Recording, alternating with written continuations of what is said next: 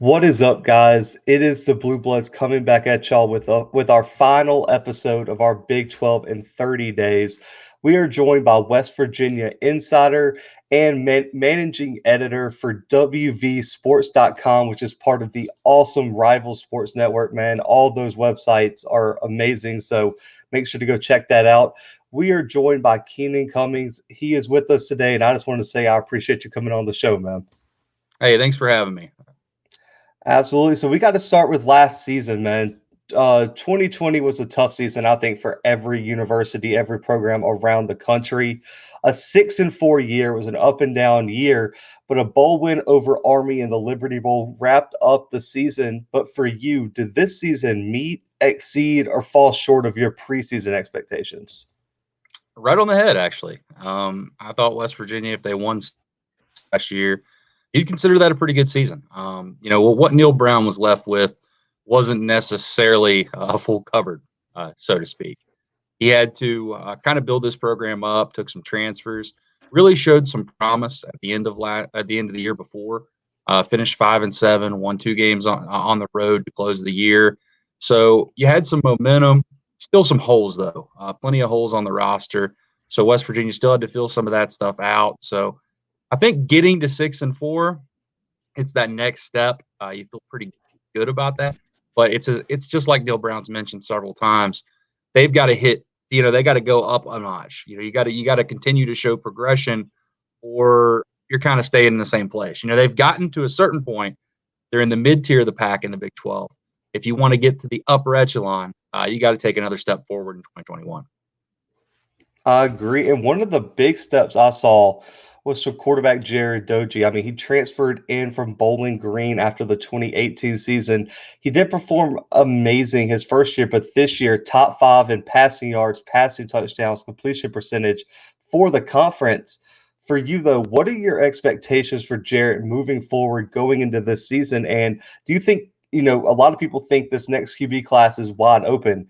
Do you think he could make a run at being one of the top five quarterbacks going into next year's NFL draft? I would not say that. I think that right now it's more wait and see. You look at Doege's numbers. He was impressive in areas. He was not so impressive in others.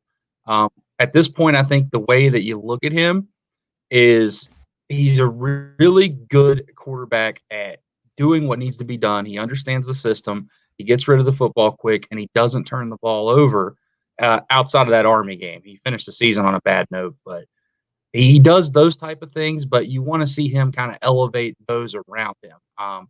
Really kind of took some of the safe throws. I think he was 18 for 60 on passes over 20 yards last year. So you need to improve on the deep ball.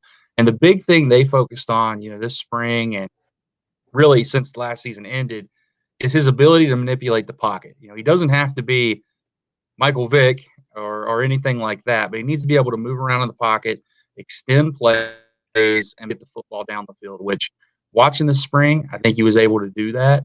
I think he's a guy that West Virginia can win games with him. I don't know if they win games because of him, and that's where he needs to get. He's got to get to the point where, you're not just saying, hey, this guy managed the game well, or this guy can distribute the ball in a safe fashion. You need to say, hey, we need to score 7 points to tie this game up. You got 2 minutes. We can count on Jarret Doege to do that. I think that's where he is as a quarterback right now. And like you said, you look at the numbers, in a way, they're kind of deceptive. I don't want to say he played poorly at all. I mean, he was very, very good for what he was, but West Virginia needs him to take that next step if they truly want to compete in that upper echelon, as I mentioned earlier. Right. I know there was a lot of skepticism coming into the season. I know we were following West Virginia throughout the year, and Pro Football Focus was so high on this kid. There were a few reporters out there that were like, man, this guy's going to be the next big thing. He performed really well early in the season, but when I look at West Virginia last year, man, I look at that defense. There's this narrative surrounding the Big 12 doesn't play defense. Well, that wasn't the case for West Virginia. West Virginia played elite defense last year, top 20 in scoring defense. They led the country in passing yards per game. Tony Fields was one of my favorite players. We covered him at the Senior Bowl. Tyke Smith, Drayshawn Miller, Sean Mahone, all these guys were ballers. How did this defense for you, though, take that next step? And do you expect another lead this season from this unit? I think there's a chance. You look at what West Virginia has returning. Some of those guys you mentioned, they're gone. Yeah. They're out. They've lost 3 guys to transfer. They've lost 2 guys to the NFL. So they have some guys that are gone, but they've replaced them with guys too. You look at Tyke Smith, was an excellent player, but his replacement is Scotty Young. He was a 3-year starter at Arizona, played excellent there, was one of the standouts of spring. I don't know if you can just replace a guy like Darius Stills. They do have guys. Key Mesidor was a breakout freshman last year. He slid inside. You look at cornerback, they've got some guys coming back. Jackie Matthews, he started the bowl game in place of Drayshawn Miller, played very well. They're bringing in an FCS All-American through the transfer portal and Charles Woods. So they've shored up a lot of their needs. They still have some. I think they need to try to find another linebacker, maybe another defensive back to fill out depth. But a lot of names that you recognize from last year are back. Another year in the scheme. I think this has a very good chance to be another very good defense for Jordan Leslie. You saw, the makings of what the 2020 defense could be at the end of 2019, and that only carried over. Even with all the stuff that happened with Vic Koenig and a departure and all that, and now 2021 has a chance to be. I don't want it's not fair to say this is a lock to be a top 5 defense again, because come on, that's not the way football works. But I do think they have a very good chance to be one of the better defenses in the Big 12 based on their personnel and based off what they brought in. Right. I think it gave them a shot in almost every game they played this year. I would have loved to see that Oklahoma game, that defense going up against Rattler and that passing attack. Another breakout star, though, that really surprised me, I didn't know his name coming into the year, was Letty Brown, the running back. Had a 1,000-yard season for the Mountaineers, top 2 in rushing yards, top 3 in rushing touchdowns for the conference. What do you think clicked for Brown this season, and how was he able to put together this amazing season with no offseason pretty much due to COVID? Yeah, it really kind of is like you said. It all just clicked. Everything hit at the right time. He had played his first 2 years more sparingly. Was kind of that second, third running back. Last year, he had a chance to be the man, and he was the man. He's always been a big back, always run with power, has deceptive speed with his power, catches the ball well out of the backfield, and he was able to flash all that stuff. West Virginia's offensive line was, for lack of a better term, abysmal in 2019. Probably the worst of the modern era. They had, I think, 7 games where they rushed as a team for 51 yards or fewer. That's just awful. They took massive strides last year up front. They raised their yards per carry by a full yard, I think a yard, 0.3, something like that. And Brown's a big reason to that. A lot of his yards generated after contact. He's a guy that can take a hit, keep his feet moving, and as I said, also a weapon out of the backfield. He's a guy that if he puts together another 1,000 yards in 10 games, which is not easy to do, if he can put together another one, he's a guy we might be talking about next year for the NFL draft, because he has the profiles. His speed, he's not a burnt 87-yard touchdown run. Kansas. I know it's Kansas, but you don't score 87-yard touchdown runs by accident. So he can move a little, and he's such a complete back. He's really developed and molded his game to become what West Virginia needs it to be. Right. And when I look at all the players they're bringing in, the development of this program, I look at Neal Brown, who was hired from Troy after turning that program into a monster at, the group of 5 level. They even beat LSU in Death Valley his last year there. Neal has been the head coach here. You mentioned 11-11 bowl win in his 2 seasons. What was your initial reaction when Neal was named the head coach? And what do you think makes him so successful as a head coach? I think excitement was the best way to describe West Virginia's reaction. They really wanted to get Neal Brown, thought he was the exact kind of guy that would build the program in quote unquote the right way. Kind of a little bit different than Dana handled it. He's going to recruit high kids. He's going to develop guys over time. He's what you like to see. Even NFL teams are going this route now. The CEO type. He has his hands on everything. Very detail-oriented guy. Pretty much, if something happens in the program, Neal Brown knows about it. Oversees pretty much all aspects, and he builds the thing, like I mentioned, the right way. He's developing kids, getting them to the point where they're almost there. You can see a lot of these guys they've brought in. You look at West Virginia's recruiting the last 2 years, they've had smaller classes, but if you go by average star rating on the rival system, which is pretty much quality per recruit, they're number 3 and number 1 all time in West Virginia history since Rivals started tracking this stuff in 2002. So bringing in some very talented players, doing it the right way. And I think the ceiling here is, if you continue on this progression, let's just say West Virginia, you got 6 wins last year. You take that to 8 or 9 this year. You're talking about one of those progressions you've seen some similar to Iowa State in a sense that, it didn't happen immediately. They had to do it by building in players, bringing players along, but you can see that the program is almost where he wants it to be from a personnel standpoint. Now it's just about kind of refining that and continuing to bring in better players as they move forward. Yeah, I mean, you talk about bringing in better players. National Signing Day wrapped up in February for the 2021 cycle. The Mountaineers signed a top 40 class. It was top 5 in the Big-12.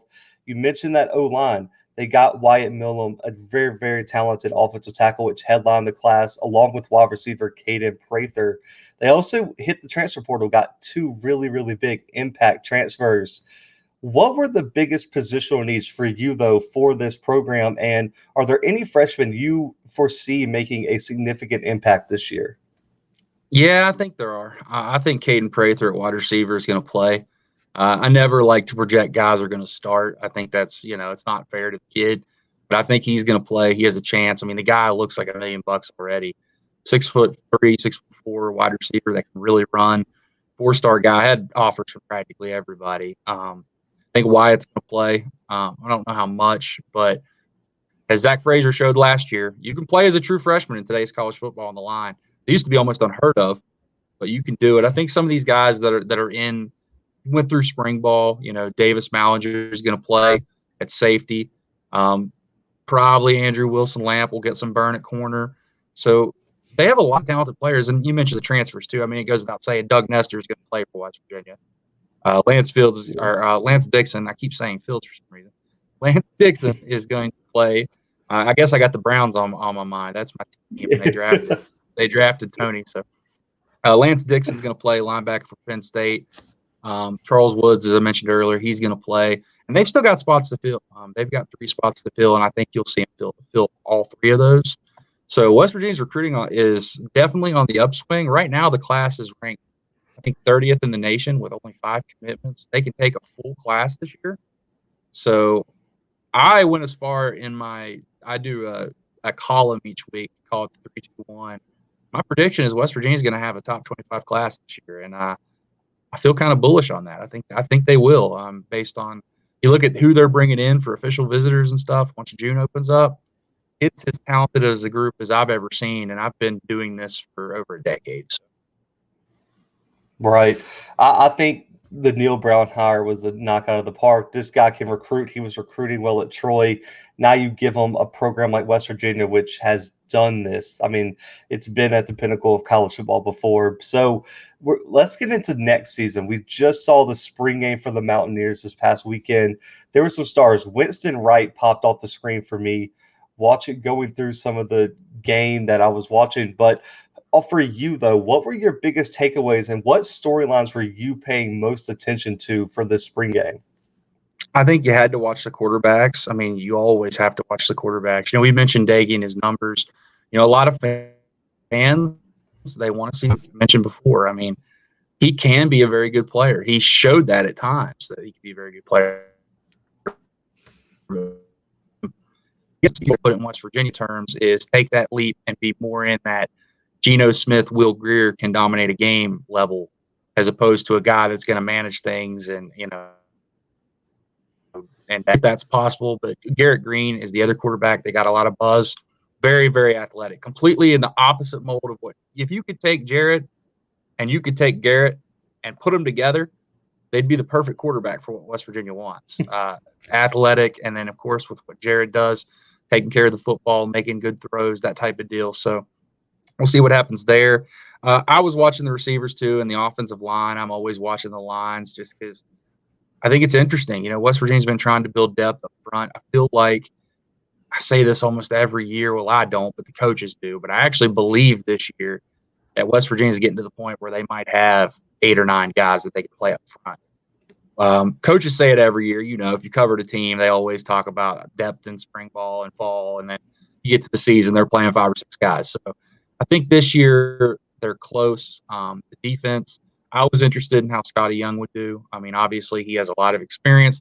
He was one of the standouts of the spring. I think that speaks a lot for him as a player, and also West Virginia in the sense that they had a guy ready to go when you have a potential All-American guy like Tyke Smith decide he's going to go to Georgia. So depth, I think West Virginia is in a pretty good spot. They need to fill a couple things, but overall, I think this team has a chance to be pretty good. I mean, you look at the schedule; they've got some tough games. It's not easy. Playing Oklahoma, this might be the best Oklahoma team since West Virginia's been a member of the Big-12, and that's saying a lot considering they've been to the college football playoff several times. Iowa State will be experienced, loaded. Texas is always good. I mean, so there's going to be challenges there, but I feel like West Virginia is ready to take that leap and possibly get into that 8 or 9 win mark. Right. And, looking at the next season, we saw breakout stars like Letty Brown, we talked about earlier. Coming into this season, though, do you think there's any players that myself, our listeners, experts are overlooking and that could really shine and have their breakout season this year? It's a good question. I guess it depends on how you define a breakout. I think really Akeem Mesidor mentioned earlier, he had a really good freshman year. I think he's ready to be that guy for West Virginia up front. I think he has a chance to be really special. Josh Chandler-Samito, another guy that's played a lot, but I think he's ready to be the guy at linebacker for West Virginia. Jackie Matthews on defense at corner. He only started one game, but he really looked good this spring and really solidified. You lost Trayshawn Miller, and then you had another guy that's been in the program now 2 years that took that off. And then on offense, you kind of go back, kick around some of the same names. I think Caden Prather has a chance. Sam Brown at wide receiver.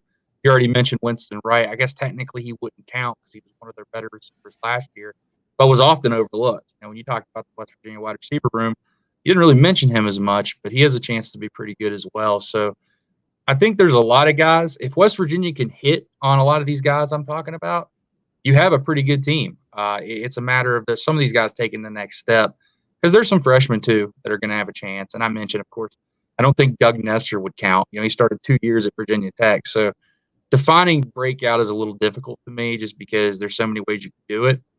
But I think that West Virginia has a chance. I do. I'm, I guess, cautiously optimistic about where this team could go in 2021. I think that there's going to be a lot of challenges. There's going to be a lot of difficulties, and they've got to fill some spots. I think they need another linebacker, or they need Lance Dixon to step up in a big way, which he might not be ready for that, but we'll see. I feel a lot better about this team now than I did in January. I guess I'll put it that way.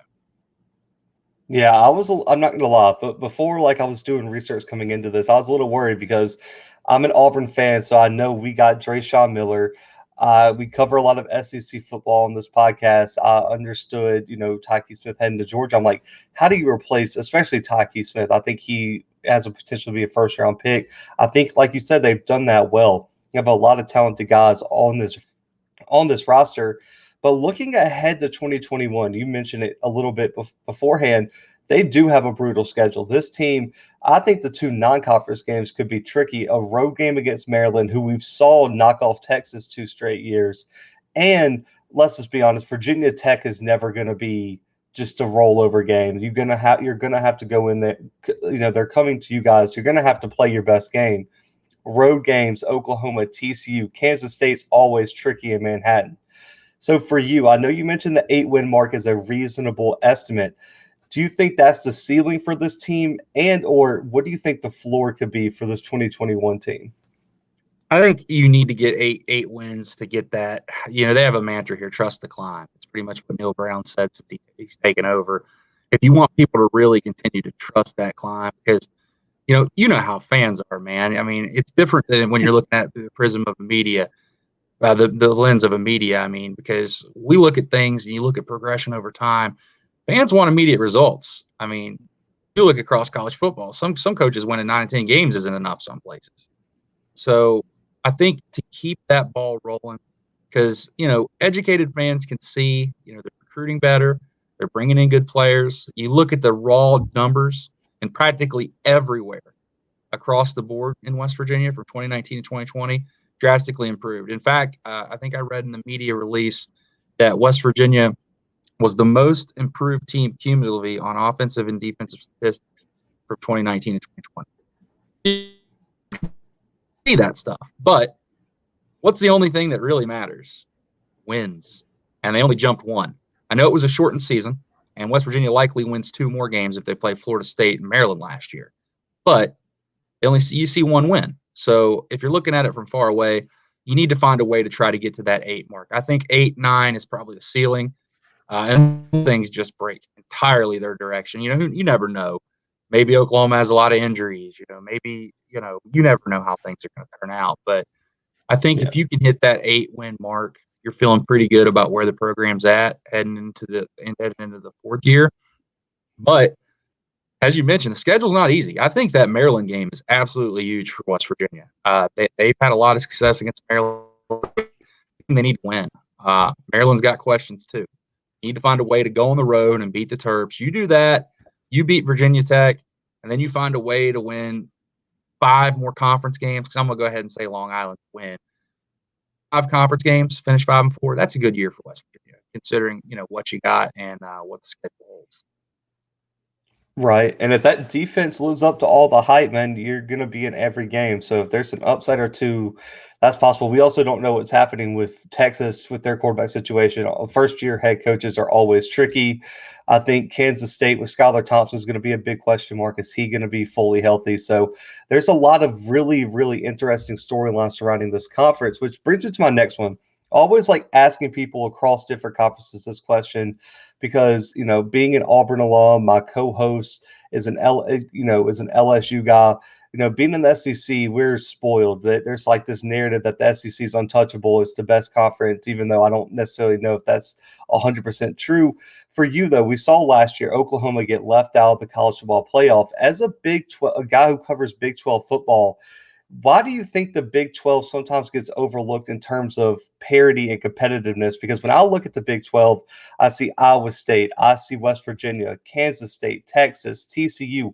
All these teams are a lot better than I think the average fan gives them credit for. For you, though, how should the Big 12 go about changing that perception of it's Oklahoma or nobody? Yeah, I think it's a good question to ask, really. I mean, if you look at it, at the top, it has been Oklahoma more times than not, and they've handled themselves fairly decently, playing other leagues. They've beaten quite a few SEC teams and vice versa. And I think you look at the out-of-conference numbers for the Big 12, they've done a pretty good job out of conference. And I think that when you look at the Big 12, a lot of people forget that they play an actual round. They play every team. You don't get, quote unquote bye weeks by playing the bottom of another division like you do in other leagues. And I know obviously they have Kansas, which is pretty much a bye week, but you don't miss Texas, you don't miss TCU. You have to play them every year. And when you're stuck in the middle of the pack like that, it leads to a lot of 8-4, 7-5. That doesn't mean they're not quality football teams. It's kind of like the Big 12 in basketball. They play a true round robin. Obviously, there's more name recognition there, and Baylor just won the national championship. But it comes down to who they play, and you look at a lot of these Big 12 teams out of conference. I look at some leagues and they're playing like 2 FCS teams and a Group of 5 team. You look at West Virginia this year; they're playing 2 Power 5 teams and an FCS team, and that's really, if you go look at most of the schedules, that's the case in most places. Outside of Baylor, they're notorious for just scheduling a bunch of cupcakes. But I think some of it is just kind of set, man. Perceptions are something that are hard to change. I hear all the time, about the SEC. Well, the SEC, you go to the SEC, you can get drafted. No, it has nothing to do with playing in the SEC. It's the fact the SEC recruits so many good players. Good players get drafted. That's the fallacy. People think they're going to go to the SEC and get drafted. No. It's because you're a good player, and a lot of those teams. You look at those 14 teams. I would roughly say 8 to 9 of them are some of the top recruiting teams in the nation every year. You look at Oklahoma. People get drafted from Oklahoma and Texas. probably because they recruit really good players. So it's the cumulative effect of it all. And I don't think you're ever going to knock the SEC out of that top spot because, as I mentioned, they get the best players. But Right. in a sense, I think the Big 12 can have a lot of success, and they have really in most bowl games.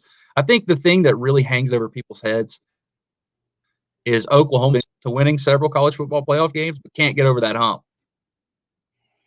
Yeah.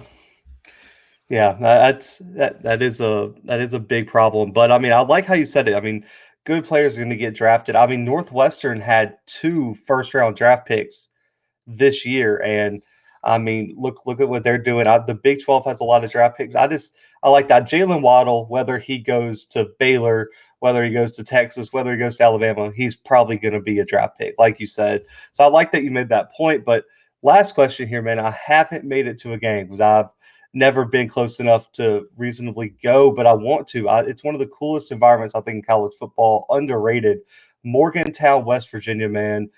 Uh, Millen Pusker Stadium is such a unique environment on game day. When I watch the thing, I love the strike the stadium. I like the energy they bring. When I was a kid, I remember watching Rich Rodriguez in there. That place was just bananas. So, what makes this environment, this city, so unique on game days? You kind of mentioned most of it. I mean, it's such a passionate fan base, and I know everybody claims that. Everybody claims that. I mean, I get it. You know, we were talking about the SEC. West Virginia profiles in their fan base like an SEC team. I mean, it's West Virginia sports year round. There are no pro teams here. West Virginia is the pro team. I mean, the amount of people you could walk over to, your next door neighbor, your 80-year-old grandmother, and she knows the names of players and what's going on. I mean, that's West Virginia football. People live, eat, and breathe it, and it's always been that as I've been here. I grew up in the state, back before I got into the whole media deal. I was West Virginia fan, and that's the way it works. I mean, if you're from here, there's a little pocket in Huntington that is Marshall people, but the rest of the state is pretty much all West Virginia. And you bring them together, it becomes the largest place in the state on game day. 63,000, I think, is what they hold now. You bring it in, atmosphere is crazy. Tailgating scene is ridiculous. I remember some LSU and Auburn fans when they came up, a few years back for their home and homes, and they were just blown away at the environment. Expect that for, I guess for little West Virginia. So if you haven't been to a game, I recommend it. Great traditions, great fan base. And really it's just gotten to the point where if you haven't been to a game, you probably should, because you'll have a good time. I mean, tailgating scene's phenomenal. Let's hope that can resume this fall. But, as long as everything's normal, I recommend you doing it. There's a lot of cool things in the town and the city too. It's your quintessential college town. Right. I definitely want to come. My favorite, I mean, as someone who, was growing up when that Auburn, West Virginia, you know, home and home thing was going on, those are some of the best games I think Auburn fans overlooked. The rain game in Jordan-Hare was just arguably one of the best games of that year. Then y'all went and just smacked us. 'Cause I'm from Mobile, so Pat White just haunts my nightmares forever with what he did to that defense. So I appreciate, I got to appreciate West Virginia for that, giving me heart attacks every time. I was like, man, they're on the schedule. That kid's really, really good. But I appreciate you coming on, man, talking all things West Virginia football with me. Where can our fans find you? I know the website is amazing. Where can they find you on social media and the website? Yeah, you can go to www.wvsports.com. That's the website. That's the Rivals affiliate of West Virginia. I serve as the managing editor there. Been there for well over a decade. A lot of stuff. We pretty much have 3 to 5 stories per day covering West Virginia sports, football, recruiting, basketball, you name it. And you can find me on Twitter at Rivals Keenan. That's Rivals Keenan. One word. Awesome, man. Guys, go follow Keenan. West Virginia is going to be a program you're going to want to follow. They're one of those programs you got to follow them in basketball and football. They are at the top at both. It's so, so competitive. And the Big 12, man, in basketball is just hitting, I think, a high note right now. It's a grind, man. I don't think really, if you don't follow it, people realize how tough that league really is. I mean, I remember West Virginia in the Big East when they had some really good teams. But it's kind of like I was mentioning about, some of these leagues in football. You also got a Seton Hall or a Providence or one of those teams you could bully around. Really, in the Big 12 in basketball, Kansas State was bad this past year, but usually pretty much 8 of the 9 teams you're going to play are good basketball teams. I think 7 of the 10 made it this year in the tournament. So, and the national champion. So, yeah, and then and national championship. Kansas State made a Elite Eight final, well, not Final Four, an Elite Eight run like 2 or 3 years ago. Yeah, So they're usually pretty good under Bruce, but they had a lot of guys leave and they were a mess. But hey, they even beat a few teams this year. So it's a tough league. It really is. I think if you're just a college basketball fan, I recommend giving it a watch. You'll enjoy it. Absolutely, absolutely. So, guys, make sure to go follow all things Keenan and West Virginia football. Y'all know where to find us. This wraps up our Big 12 in 30 days. Tomorrow, we kick off our Pac 12 in 31 days with Washington. So, make sure to tune into that too. Subscribe to our YouTube channel, and you can find the audio version of this on all podcast streaming platforms. But for Keenan, myself, and the Blue Bloods guys, we are out.